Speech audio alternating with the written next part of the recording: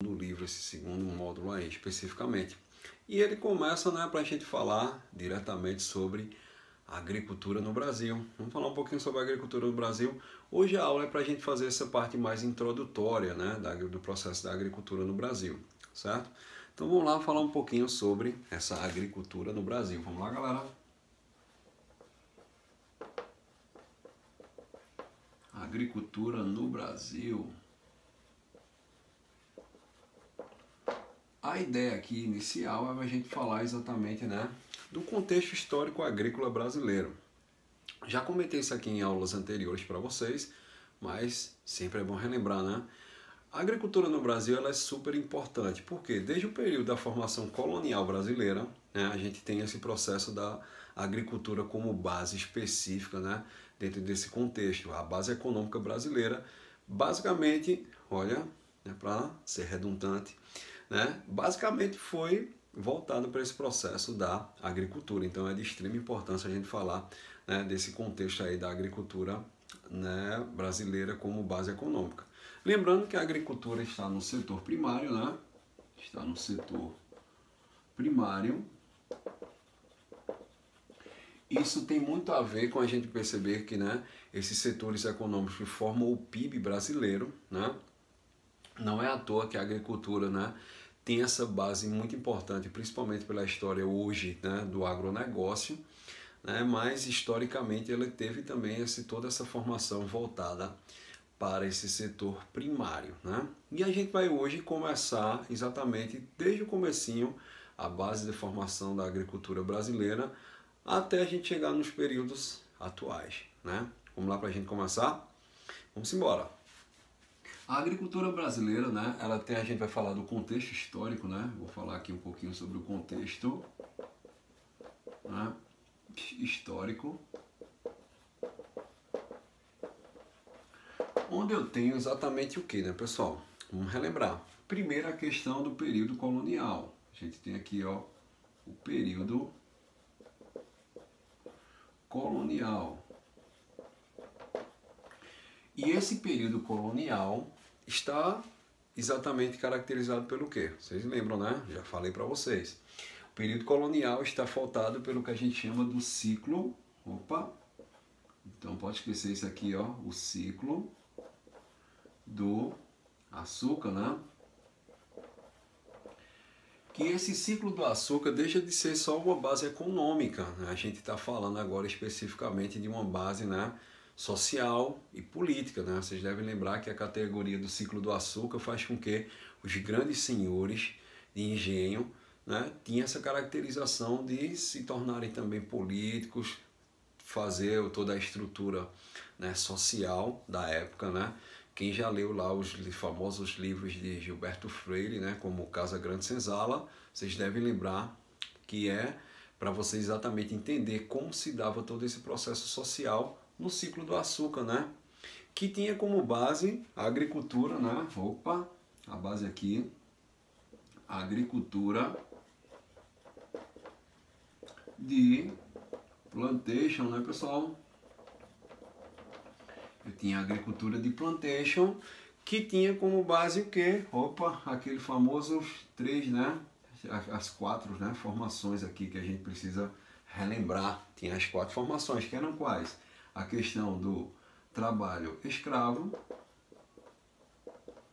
a monocultura. E por que era monocultura? Ah, porque eles só plantavam diretamente voltada para a questão do açúcar, certo? Escravo, monocultura, era exportador, né? Exportação.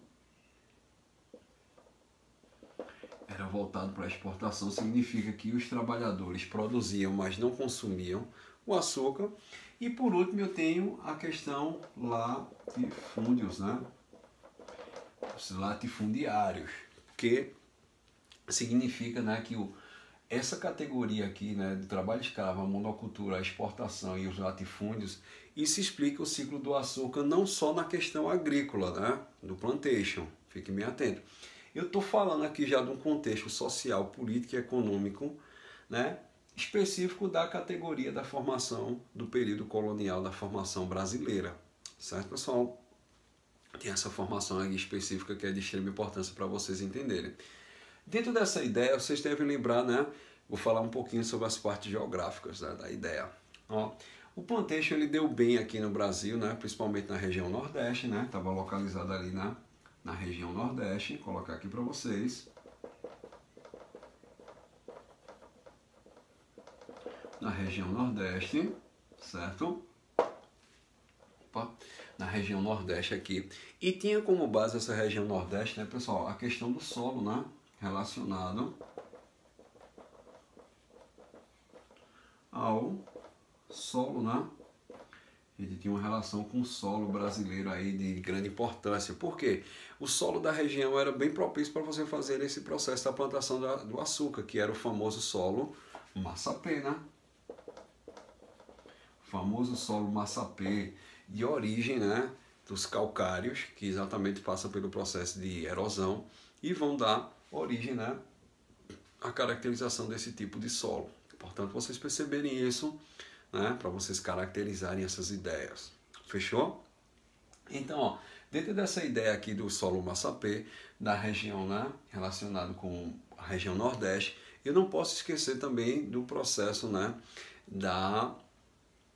do processo do desmatamento da nossa famosa Mata Atlântica, né? Eu tenho também aqui o processo, né, do desmatamento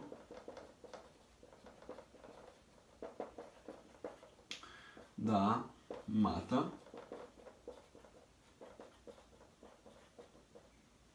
Atlântica, né?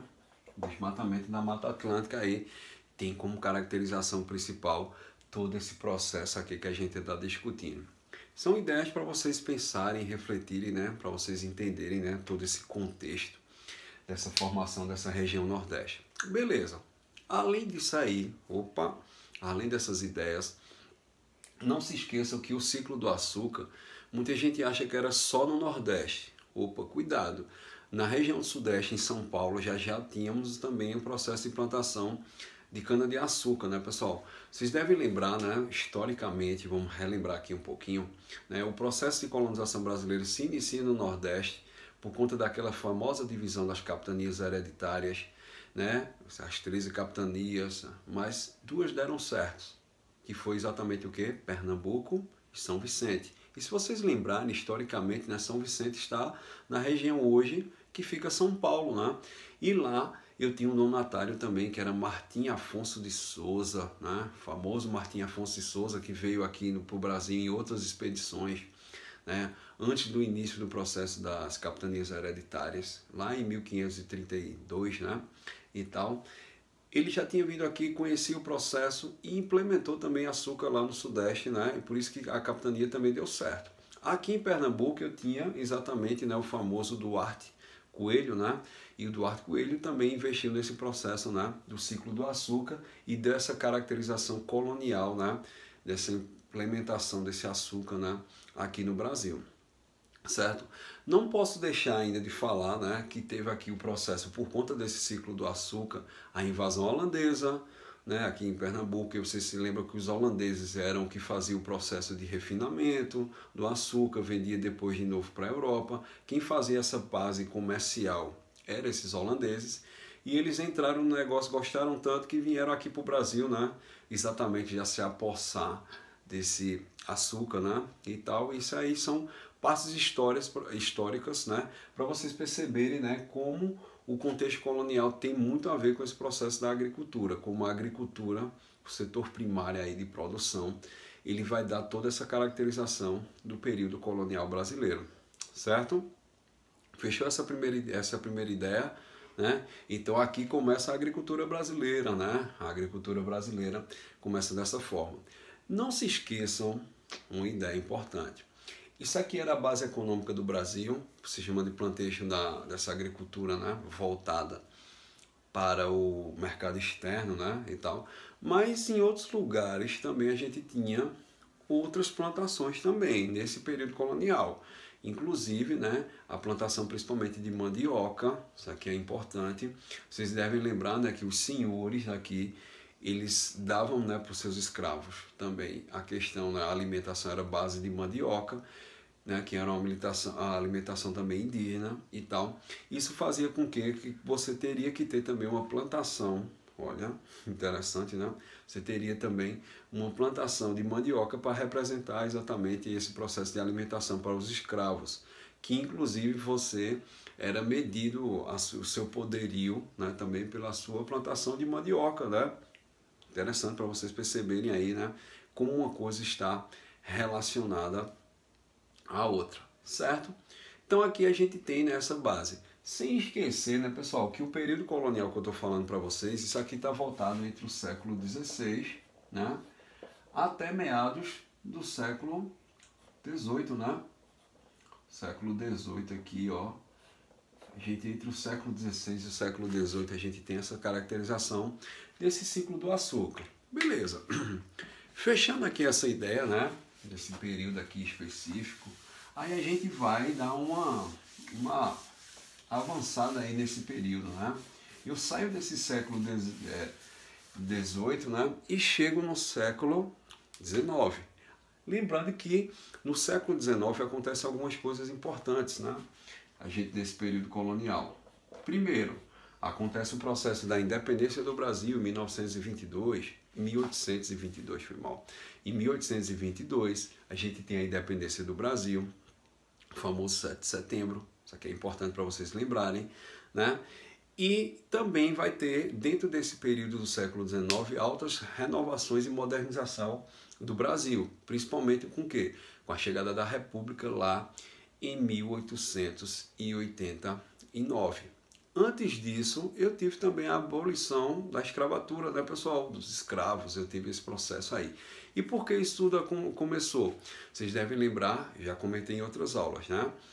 Teve dois processos aí que fizeram com que os escravos, né, parassem de ser traficados lá em 1850, né, com a história lá da famosa lei Eusébio de Queiroz, 1850, não esqueça disso aí, importante, né?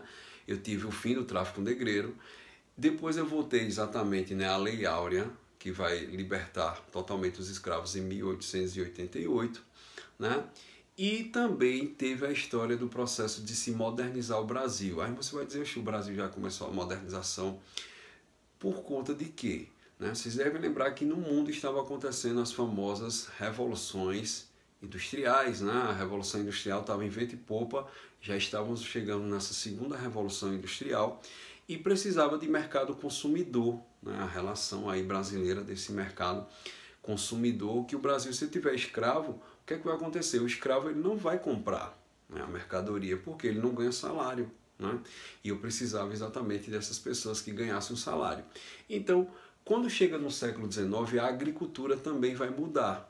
Isso aqui é uma dica importante, né? Eu tenho uma caracterização para mudar esse processo da agricultura. Eu chego no famoso ciclo do café, né, pessoal? Vou falar para vocês aqui um pouquinho do ciclo do café.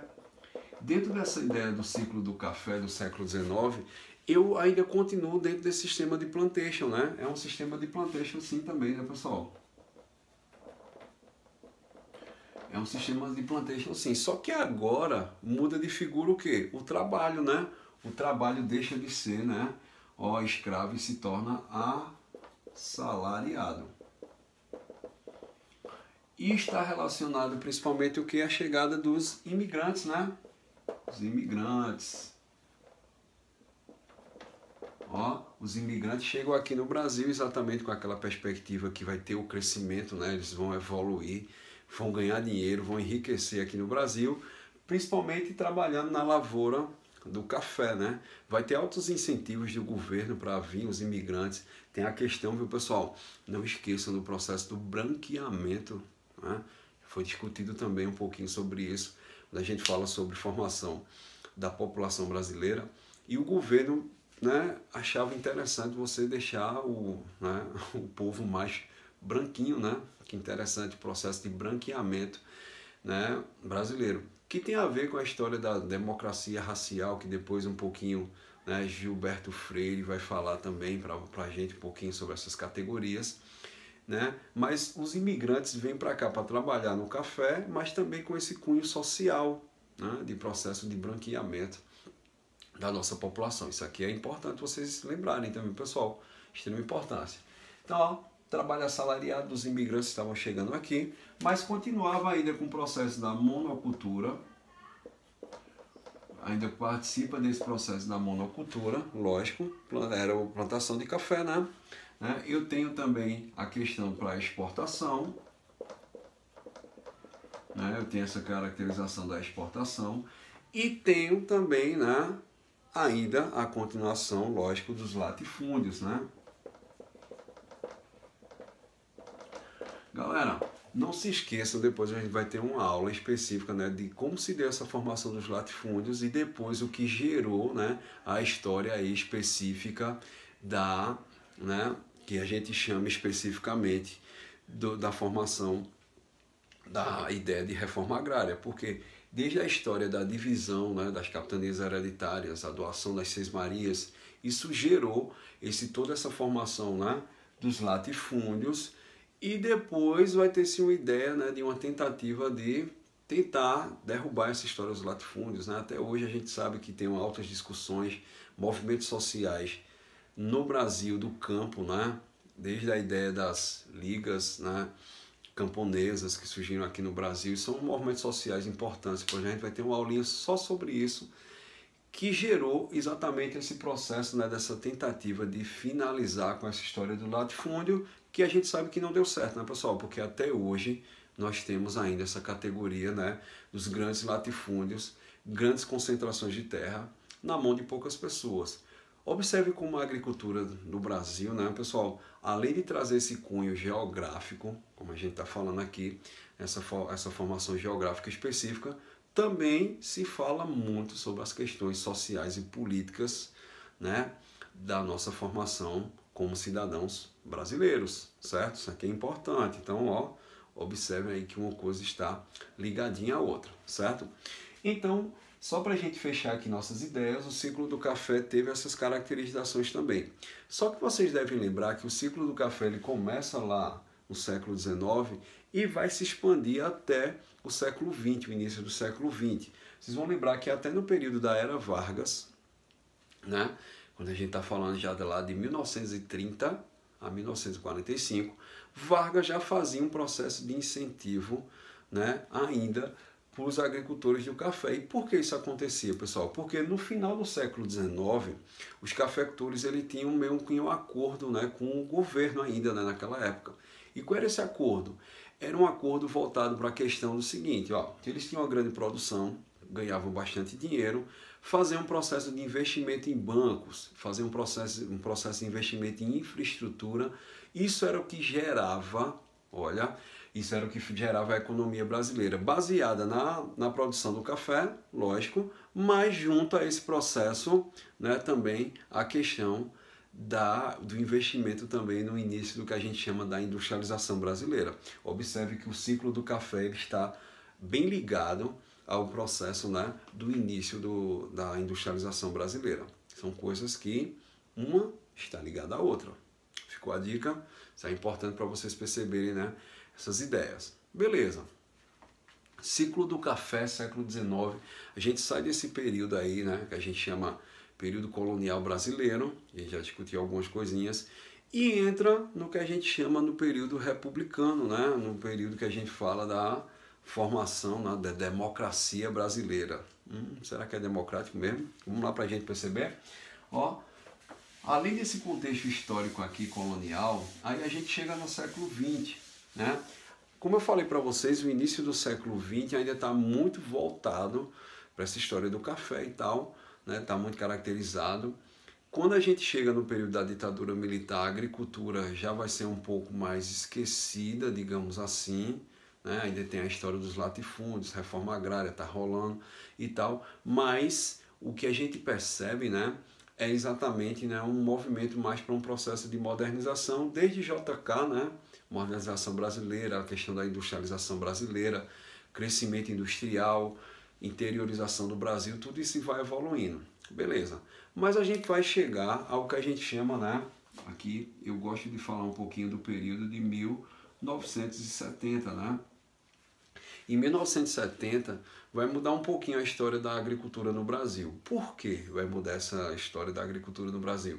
Porque a partir de 1970 chega aqui no Brasil, né, o que estava já rodando um pouquinho no mundo, a história da Revolução Verde, né, galera? A gente vai chegar aqui com a Revolução Verde. E quando a gente chega com essa história da Revolução Verde, o que é que isso vai caracterizar? Vai caracterizar o que a gente chama da modernização da agricultura. Olha que interessante, né? A gente tem um processo de modernização. A modernização da agricultura. Para quem não lembra, né, pessoal? A Revolução Verde está baseada principalmente em uns aspectos importantes, que é a utilização, primeiramente, dos agrotóxicos, né? Os agrotóxicos e a questão dos transgênicos. Olha, eu tenho essa caracterização bem importante, né, quando eu falo especificamente sobre a Revolução Verde. Tanto a questão dos agrotóxicos, que eram os adubos químicos para melhorar o processo com relação às pragas e assim por diante, né? Como a questão dos transgênicos, que era a manipulação genética, que facilitava também a questão da manutenção de uma planta saudável, né? Também resistente a pragas, né? E um alimento mais bonito. Isso fez com que, né, pessoal, essa Revolução Verde, a gente teve um aumento da produção, não pode esquecer disso aí, né? Eu tive aqui, ó, um aumento da produção, não só a nível brasileiro, né, mas a nível mundial. Como eu falei para vocês, né, essa história da Revolução Verde não foi só implementada aqui no Brasil, né, chegou também em outros países da América do Sul, como também na Ásia e na África, né, essa utilização dos agrotóxicos principalmente. Isso vai gerar Revolução Verde porque a gente tem esse aumento da produção. Lembrando que nesse período aqui, né, especificamente, a gente ainda tinha aquela visão, né, que a produção de alimentos lá da teoria malthusiana, né, teoria populacional, pode esquecer disso aí. Dentro dessa teoria malthusiana, a gente tinha exatamente que os alimentos não eram suficientes para acompanhar o crescimento populacional. E ela estava crescendo bastante aqui, né, nessa ideia dessa Revolução Verde, né, e a produção do alimento com a Revolução Verde vai exatamente, né, equilibrar essa questão, né, de ter um aumento também da produção e a gente não passar fome, né? O crescimento populacional continuava, mas os alimentos agora estavam crescendo também, né, para fazer esse nível, né, chegar ao mesmo patamar. Isso aqui é uma ideia importante, viu, pessoal? Então, a Revolução Verde traz todas essas ideias. E onde é que chega isso no Brasil? Primeiro detalhe, né?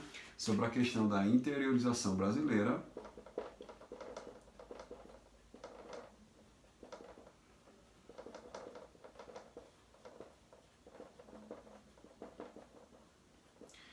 Essa interiorização, né, brasileira está relacionada a buscar, né, mais para o centro-oeste brasileiro.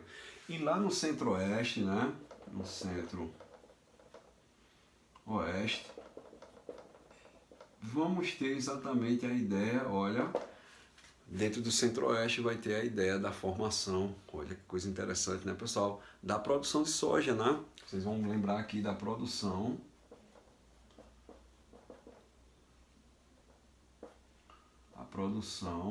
de soja, né?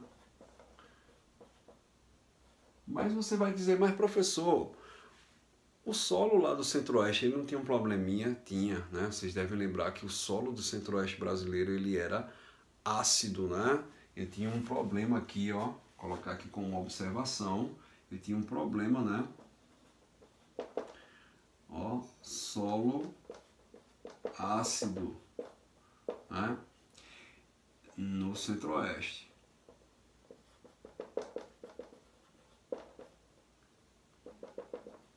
E o que é que eles fizeram? Eles fizeram a correção desse processo, né? Desse solo ácido. Eles fizeram o que a gente chama de calagem, né, pessoal? Para correção do solo. calagem tem a caracterização de quê? De equilibrar o pH do solo, né? Exatamente, ó, observe então, ó, utilização de, né, formações químicas, adubos químicos, já inserindo dentro dessa contextualização dessa agricultura mais moderna, mais evoluída, mais desenvolvida, né? Que é interessante vocês perceberem aí sobre essas caracterizações. Então, tudo isso ia constituir, né, pessoal, ia exatamente, né, trazer essa ideia específica, né, dessa agricultura que estava se modernizando no Brasil. E a produção de soja foi tão, né, tão importante, tão efetiva aqui no Brasil, que deu exatamente a ideia, né, de construção do Brasil, né, de ter o patamar de entrar nesse processo do que a gente chama do agronegócio. Então aqui já vai dar a caracterização, né, a entrada do agronegócio.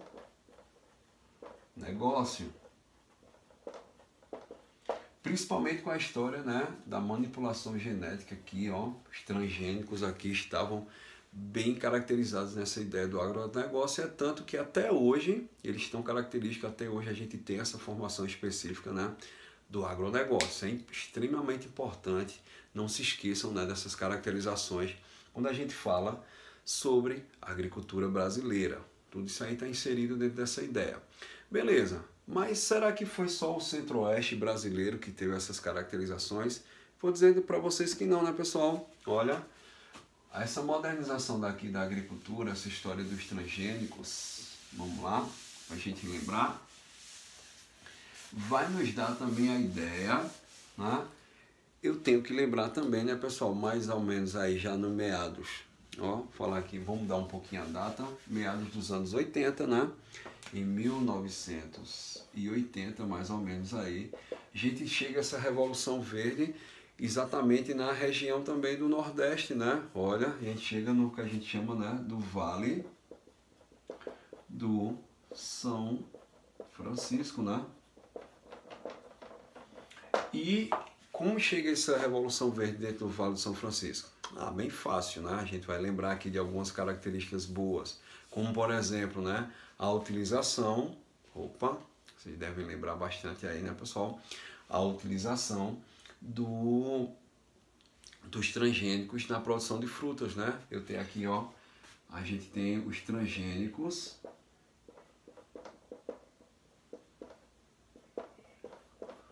e a produção de frutas na região, né? Na região.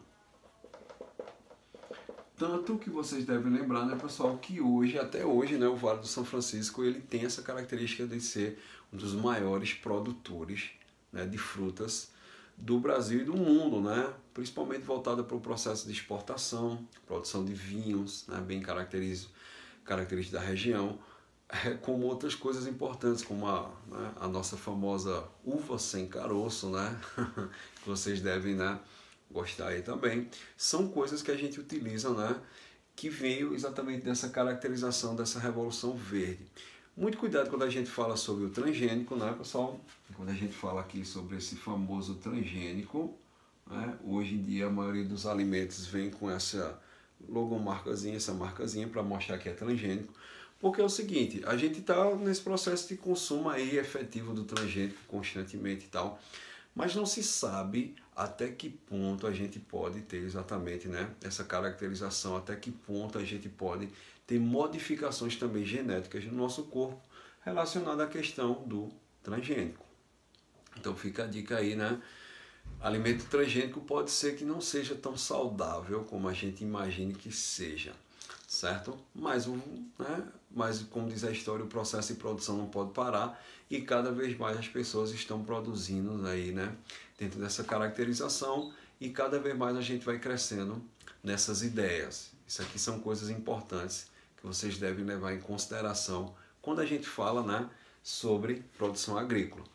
Tudo isso gera o que a gente chama das grandes feiras, né, do agronegócio, faz com que o PIB brasileiro hoje, né, tenha como base também em torno aí, ó, para vocês que não sabem, pessoal, 30% do PIB brasileiro vem desse agronegócio, dessa produção agrícola brasileira efetiva, né? Então, ó, em torno de aí mais ou menos 30% a gente tem essa produção. Isso aqui são coisas que vocês devem pensar também e refletir, né, sobre essas ideias. Então, tem essa caracterização dessa agricultura brasileira. Observe que ela começa de uma forma bem interessante, vai passando por várias etapas e chega ao processo de modernização. Entra aqui também a ideia do que a gente chama da agroindústria, né? Não posso deixar de falar, né, sobre esse processo também da agroindústria, né? A agroindústria tem como caracterização, né, também essa coisa mais voltada para essa modernização dessa agricultura, mas também trazendo um processo meio que industrial, né, para essa agricultura, principalmente a utilização de máquinas, né? Vocês devem saber, hoje em dia a gente tem arados, máquinas tecnológicas para fazer o processo da colheita, né? Toda uma engenharia, uma equipe específica científica para selecionar a melhor semente e tal. Tudo isso foi ocasionado por conta desse processo da Revolução Verde, né? São coisas importantes que vocês devem levar em consideração para fechar toda essa ideia do que é essa movimentação. Por isso que é um movimento de bilhões e bilhões de dinheiro anuais, né? Por conta dessa produção, né, que começou lá em meados dos anos 70 aqui no Brasil e vai gerar esse processo dessa Revolução Verde, vai crescer e chegar até, né, os nossos pratos hoje em dia, certo, pessoal? Então, aqui foi só uma pequena explanação, uma pequena ideia para vocês entenderem como se deu o processo da introdução da agricultura no Brasil. A gente deu uma revisada aqui sobre esses processos agrícolas, né? Falei também um pouquinho específico daquela famosa divisão do que foi a agricultura extensiva, né? E o que hoje ela se torna intensiva nessa agricultura mais tecnológica, mais moderna, né? Mais maquinária, né? E assim por diante. São ideias que vocês devem pegar também e utilizarem, né, nas questões, né? Observe que a gente estuda isso aqui especificamente para utilizar dentro das questões. Tudo aqui só foram umas ideias para vocês pensarem, né, sobre essas categorias. Ok. Bom, espero que a gente tenha, né, relembrado várias coisas importantes para vocês utilizarem aí nos seus exercícios específicos, né, sobre agricultura, certo, pessoal? Fiquem com Deus também, né? Aproveitem todas essas ideias, coloquem lá em prática. Responder questões é essencial. A gente depois vai fazer uma aulinha só para resolver, né, algumas questões específicas sobre esse conteúdo, que é bom, né, para vocês tentarem, né, o objetivo maior, que é exatamente todo mundo passar no vestibular, beleza? Namastê e até a próxima. Valeu, galera!